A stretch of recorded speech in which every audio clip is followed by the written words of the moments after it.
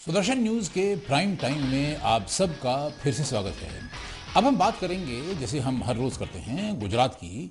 और मेरा तो हमेशा रोज यही कहना है, मैं लगातार 20 तारीख तक यही कहूंगा और 20 तारीख को आप देख लीजिएगा ये बात सच होती है कि नहीं होती है। नरेंद्र मोदी गुजरात में चुनाव जीत रहे हैं। अब वो तो चुनाव जीत रहे हैं, इसके ऊपर तो कोई बहस ही नहीं है। मतलब हालांकि बहस होगी जरूर, क्योंकि कांग्रेस पार्टी कहेगी नहीं वो नहीं जीत रहे हैं वगैरह वगैरह, या जीपीपी कहेगी, लेकिन फैक्ट है जीत रहे हैं। नरेंद्र भाई मोदी का अपना एक स्टाइल है। मतलब थोड़ा सा उनके जब वो बोलते हैं तो हमारा थोड़ा मनोरंजन भी हो जाता है। मतलब जब जैसे डॉक्टर मनमोहन सिंह कोई भाषण देंगे तो उसका जवाब देंगे प्रधानमंत्री जी। जब राहुल गांधी बोलेंगे तो बोलेंगे राहुल बाबा। स्टाइल है, आदमी का स्टाइल है। पहले हम देख लेते हैं गुजरात की ताजा खबर और उसके बाद हमारी चर्चा।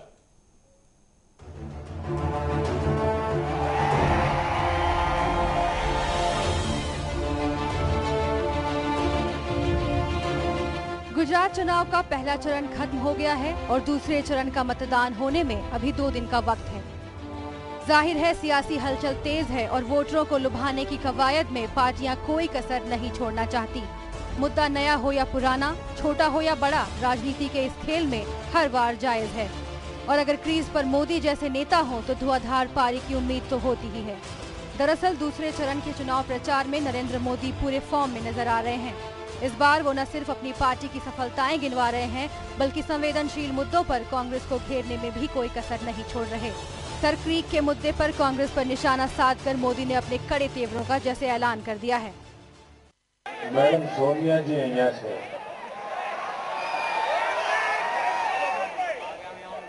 તો સોનિયાબેન ને હું કહું છું કે તમે હેલિકોપ્ટર લઈને આ જરા આણંદનું દ્રશ્ય જોઈ જાઓ। मोदी ने तो चुनाव के ठीक पहले अपना दांव चलकर गेंद कांग्रेस के पाले में डाल दी। पर कहते हैं राजनीति के शतरंज में शह और मात इतनी आसान नहीं होती। तभी तो मोदी के इस वार पर पलटवार करने में कांग्रेस ने भी देर नहीं लगाई। पहले जहां सलमान खुर्शीद ने मोदी के बयान पर ऐतराज जताकर चुनाव संहिता की दुहाई दे डाली, तो अब सोनिया गांधी ने भी सर क्रीक के मुद्दे पर मोदी पर जमकर निशाना साधा है। अपने राजनीतिक स्वार्थ के लिए एक नया हथकंडा अपनाया है। हमारे देश की सीमाओं, एकता और अखंडता को लेकर लोगों को उकसाने में लगे हैं। किसी भी कीमत पर देश की एकता के साथ किसी को खिलवाड़ नहीं करने देंगे। नेताओं की ये जबानी जंग तो चलती रहेगी, बीजेपी हो या कांग्रेस या फिर जेपीपी। गुजरात की राजनीति पर अपनी पैठ मजबूत करने के लिए ये पार्टियां हर मुमकिन कोशिश करेंगी। लेकिन 13 दिसंबर को हुए पहले चरण के मतदान के बाद तो तारीफ की असल हकदार गुजरात की जनता ही है।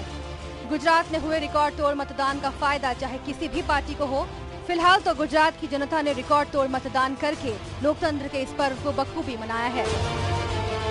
शुभ्रा सुमन की रिपोर्ट, सुदर्शन न्यूज।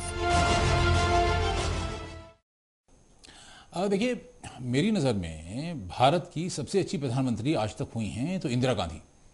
और कई कारणों से जिनकी वजह से मैं इंदिरा गांधी को सबसे अच्छा प्रधानमंत्री भारत का मानता हूं, उसमें एक बहुत बड़ा कारण यह है कि इंदिरा गांधी वो प्रधानमंत्री थी हमारी जिन्होंने पाकिस्तान के 2 टुकड़े कर दिए और उसके बाद 20 साल तक पाकिस्तान सर उठाने लायक नहीं था। तो मतलब अटल बिहारी वाजपेयी ने भी उनकी बहुत बड़ी बड़ी तुलना की। तो इसमें कोई शक नहीं है कि, और इंदिरा गांधी वो प्रधानमंत्री जिन्होंने हमारे देश की सीमाएं बढ़ाई, मतलब सिक्किम को अपने देश में शामिल कर लिया। बाकी तो मतलब अब चाहे मतलब 47, 48 में रहा हो, चाहे 62 में रहा हो, हमारा कुछ ना कुछ नुकसान ही हुआ ना। लेकिन इंदिरा गांधी के टाइम पे तो हमारी सीमाएं सुरक्षित हुई और हमारी सीमाएं बढ़ी।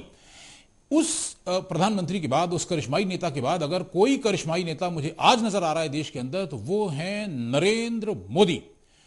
मतलब जो इंदिरा गांधी का स्टाइल था बोलने का, जो उनकी एक कॉन्फिडेंस थी, जो उनका एक इंस्टिंक्ट था, पॉलिटिकल इंट्यूशन था, जो कि मतलब अमेरिका ने 7वां बेड़ा भेज दिया था जो बांग्लादेश को अलग किया पाकिस्तान से, उससे भी नहीं डरी और उन्होंने ये लड़ाई जीती और 90,000 सैनिकों ने सरेंडर किया। मतलब दुनिया का इतिहास है कि 90,000 सैनिकों ने पाकिस्तान का सरेंडर किया इंदिरा गांधी के चलते।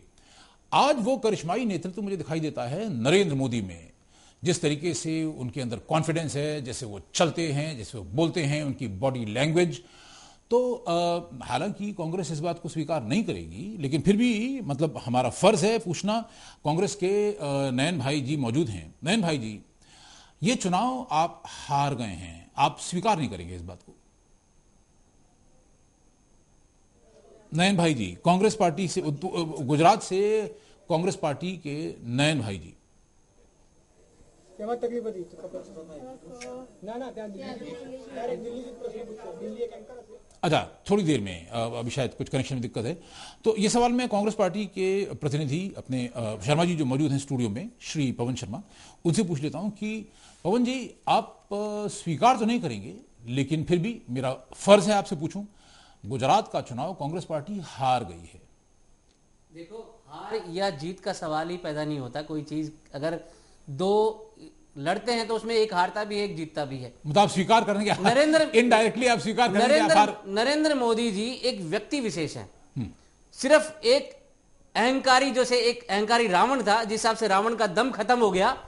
आगे वाले जब इलेक्शन के रिजल्ट आएंगे तब रघुवंशी जी मैं भी आपसे बात करूंगा कि रावण का जैसे दम कुचला गया था, वैसे ही नरेंद्र मोदी जी का वहां की जनता उनका दम कुचलेगी। अच्छा, मान लीजिए नरेंद्र मोदी जीत गए 20 तारीख को नतीजे में, फिर क्या करेंगे आप? देखो, जीतने का तो मतलब ही नहीं है, मैं तो अभी भी कह रहा हूं, जीतने का तो मतलब ही नहीं है। अब बात यह है कि कितने मार्जिन से कितनी सीटें आती हैं। चलिए शर्त लगाएं, अगर नरेंद्र मोदी जीते तो आप मुझे खाना खिलाएंगे, और अगर कांग्रेस जीती तो मैं आपको खाना खिलाऊंगा। शर्त लगाएं। खाना तो आप वैसे भी कोई बात नहीं है रघुवंशी जी। देखो, मैं ये व्यक्ति विशेष की बात करता हूं, वहां पे बीजेपी का कोई नामो निशान नहीं है। वहां पे बीजेपी भी इलेक्शन लड़ रही है, वो नरेंद्र भाई मोदी का नाम लेके लड़ रही है। जैसे यादव जी का, लालू प्रसाद यादव जी का यूपी में, जो बिहार में हाल हुआ था, वही नरेंद्र मोदी का हाल होने वाला है वहां पे। अच्छा, बीजेपी कृष्णलाल जी, आप बताइए, आप क्या कहेंगे कांग्रेस की इस प्रतिक्रिया पे? मेरे मित्र जो है, कांग्रेस के बंधु जो है, अपने मन को प्रसन्न कर रहे हैं। जो दिशा और जो दशा जो है कांग्रेस की गुजरात में हो रही है, पोलिंग एजेंट नहीं मिल रहे कांग्रेस को बैठने के लिए। हर वर्ग के अंदर, हर समाज के हर वर्ग के अंदर भारतीय जनता पार्टी का कमल का फूल जो है नरेंद्र भाई मोदी जी के नेतृत्व में गुजरात में फल फूल रहा है। ऐतिहासिक विजय प्राप्त करने जा रहे हैं। अभी हमने नवंबर के अंदर पूरे देश ने, भारत ने दीपावली का त्योहार मनाया था। ऐसा आनंददायक जो है 20 दिसंबर को वो अवसर पूरा देश देखेगा। ये गुजरात का ही चुनाव नहीं है, पूरे देश की नजर इस गुजरात के चुनाव पर टिकी हुई है। पूरा देश इसके अंदर उत्साहपूर्ण नतीजे देखेगा। जीत तो हम गए हैं, लेकिन जीत का मार्जिन और कितना अधिक होगा, विषय तो चर्चा, बहस, जो दौर जो है पांडे जी अब इस विषय पर लग गया है। के हसीन सपने हम देखिए, हम हसीन सपने हैं ये। नरेंद्र भाई मोदी जी के नेतृत्व में भारतीय जनता पार्टी लगभग 150 सीटें 182 में से जीत कराए, तो इसमें भी कोई अतोशक्ति नहीं होगी। लेकिन सारी पार्टियां साफ हो गई हैं। मैं दर्शकों को याद दिला दूं, 22 दिसंबर 2002 यानी 10 साल पहले, यानी 2 चुनाव पहले, 2002 भी जीते नरेंद्र मोदी, 2007 भी जीते। 22 दिसंबर 2002 को जब उनकी स्वेरिंग इन थी, मैं भी मौजूद था वहां पे, स्टेडियम में स्वेरिंग इन थी, और मतलब इतना उत्साह जो कृष्णलाल जी कह रहे हैं भारतीय जनता पार्टी के, इतना उत्साह था पूरे स्टेडियम में। आप ये समझिए कि जब कोई तेंदुलकर या कोई सहवाग छक्का मारता है तो लोग कहते हैं हाँ, लेकिन फिर चुप हो जाते हैं, और अगर कहीं वो टुक कर दे तो लोग चुप ही रहते हैं, और कभी कभी जब बॉल मिस हो जाती है तो कहते हैं ओह। लेकिन 22 दिसंबर 2002 को जब स्टेडियम में नरेंद्र मोदी की स्वेरिंग इन हुई तो पूरे स्टेडियम में जनता, मतलब जो घुस पाई सो घुसी, जो नहीं घुस पाई बाहर रही, और जो घुसी वो शुरू से लेके आखिर तक, स्वेरिंग इन शुरू होने से लेके पूरी सेरेमनी खत्म होने तक हा करती रही। उत्साह मतलब एक बार भी उसका ग्राफ नीचे आया ही नहीं। वो उत्साह मैंने अपनी आंख से देखा है, और वो उत्साह इस चुनाव में 2002-2007 से ज्यादा है। तो नतीजा आपको दिखाई दे जाएगा। मतलब कोई मैं क्या कर लूंगा डींग मार के, 14 तारीख तो होगी, 20 तारीख को नतीजा आने वाला है। गुजरात से लाइव हमारे पास है, हाँ, कंट्रोल रूम से मैं पूछता हूं कौन कौन है गुजरात से। नयन भाई हैं कांग्रेस पार्टी से। तो नयन भाई, अब आप तो गुजरात में ही हैं, तो इसलिए आप ज्यादा अधिकारी हैं इस बात का जवाब देने के लिए कि जो बात मैं अभी कही रहा था